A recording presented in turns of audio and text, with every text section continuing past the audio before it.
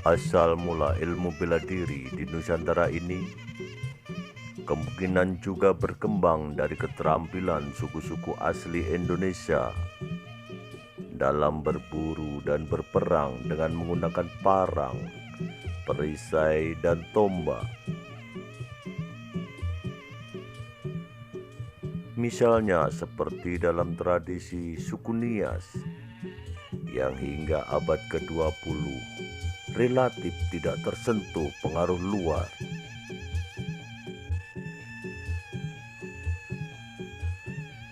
Silat diperkirakan menyebar di Kepulauan Nusantara semenjak abad ke-7 Masehi.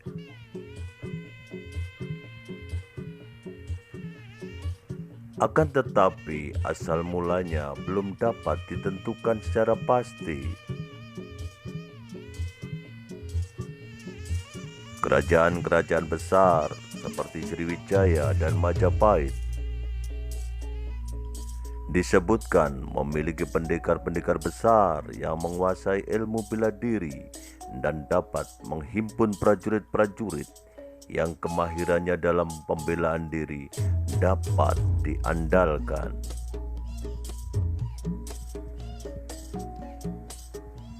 Bahwa bukti adanya seni bela diri bisa dilihat dari berbagai artefak senjata yang ditemukan dari masa klasik Hindu, Buddha, serta pada pahatan relief-relief yang berisikan sikap kuda-kuda silat di Candi Prambanan dan Borobudur.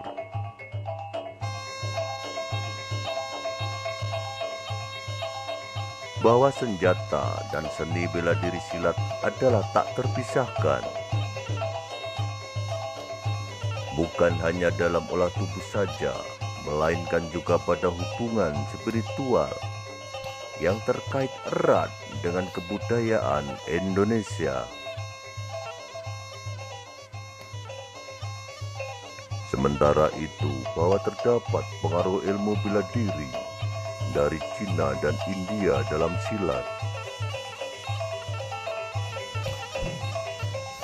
Hal ini karena sejak awal kebudayaan Melayu telah mendapat pengaruh dari kebudayaan yang dibawa oleh pedagang maupun perantau dari India, Cina, dan mancanegara lainnya.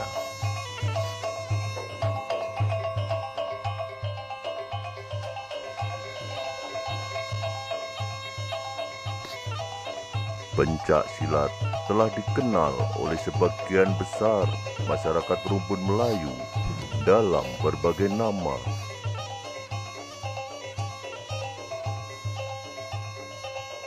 Tradisi silat diturunkan secara lisan dan menyebar dari mulut ke mulut.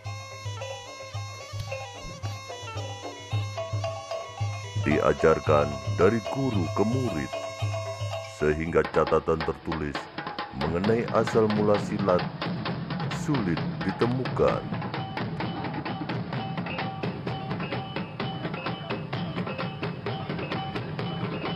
Sejarah silat dikisahkan melalui legenda yang beragam dari satu daerah ke daerah lain.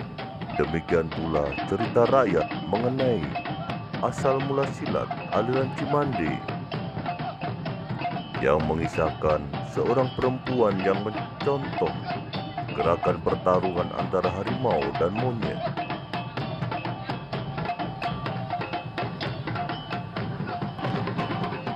Setiap daerah umumnya memiliki tokoh persilatan atau pendekar yang dibanggakan.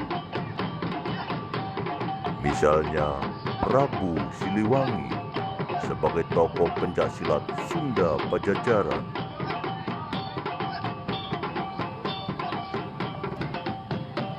Hang Tuah, Panglima Malaka.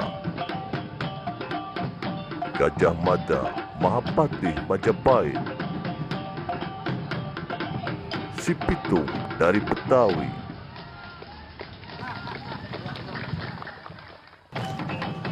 Perkembangan silat secara historis mulai tercatat ketika penyebarannya banyak dipengaruhi oleh kaum penyebar agama Islam pada abad ke-14 di Nusantara.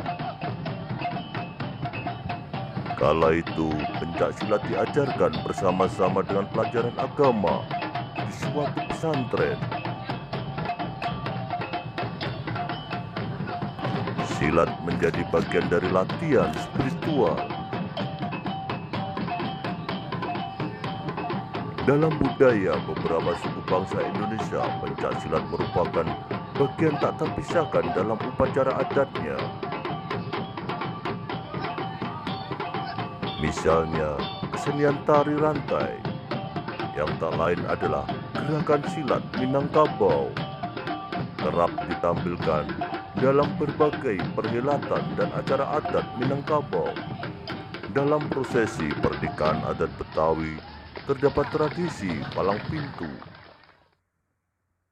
yaitu perakat.